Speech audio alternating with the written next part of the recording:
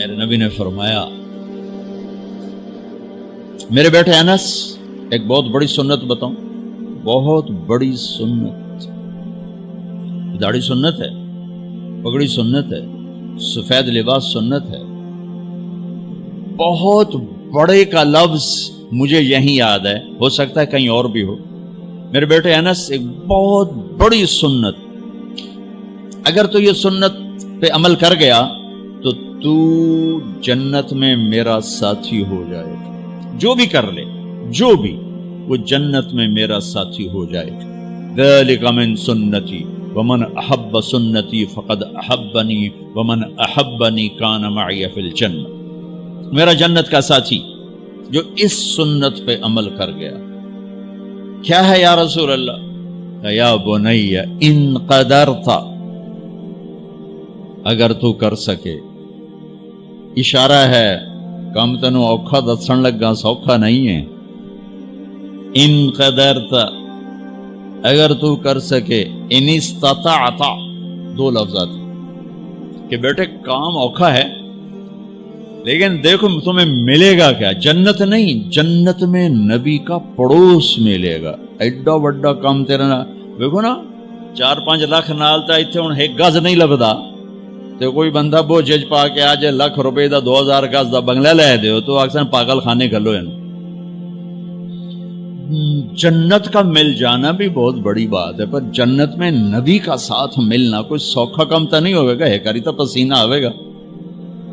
آپ نے فرمایا بیٹے ان قدرتا، زور لگے گا، ان تصبح و تمسی، ساری زندگی کرنا پڑے گا، ساری زندگی کرنا پڑے گا۔ داڑھی تو ایک دفعہ رکھ لی ہے، تھوڑی صفائی ستھرائی ہے، لیکن یہ روزانہ کرنا پڑے گا، صبح شام کرنا پڑے گا، ساری زندگی کرنا پڑے گا، اور تو اس میں تھکے گا۔ کیا ہے؟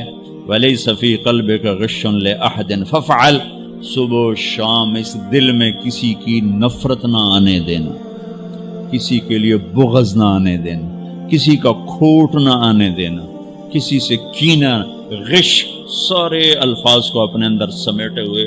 اور میرے نبی کی عجیب بات، لے احد، لے احد، لے احد، کسی بھی انسان، مسلمان نہیں کہا، مومن نہیں کہا، نیک آدمی، نیک عورت نہیں، کسی بھی انسان، لے احدن، آج لے احد 7 ارب انسانوں پہ بولا جا رہا ہے۔ میرے نبی فرما رہے ہیں میرے بیٹے دنیا کے تمام انسانوں سے دل صاف رکھنا، کیا ہوگا؟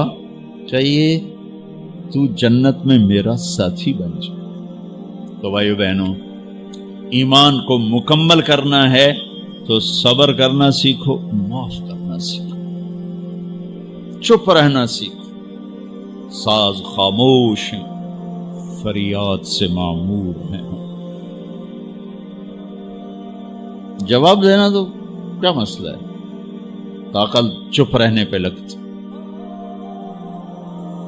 کوئی ابھر جائے، بیٹا ابھر جائے، بیوی ابھر جائے، خامد ابھر جائے، چپ ہو جاؤ، گزار دو اس طوفان کو۔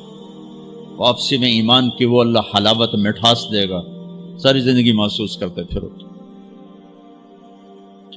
یہ صفت بھی معاشرے میں کوئی نہیں، نہ کوئی معاف کرنا جانتا ہے، نہ کوئی صبر کرنا جانتا ہے۔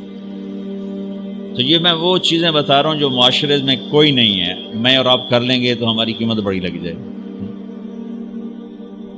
تو اسلام کی ابتدا بھی بتا دی، انتہا بھی بتا دی، ایمان کی ابتدا بھی بتا دی، انتہا بھی بتا دی۔ یہ شروع ہوتا ہے عبادات سے، عقائد سے، اور مکمل ہوتا ہے اخلاق پر، درگزر پر، اخلاق کی تمام صفات پر۔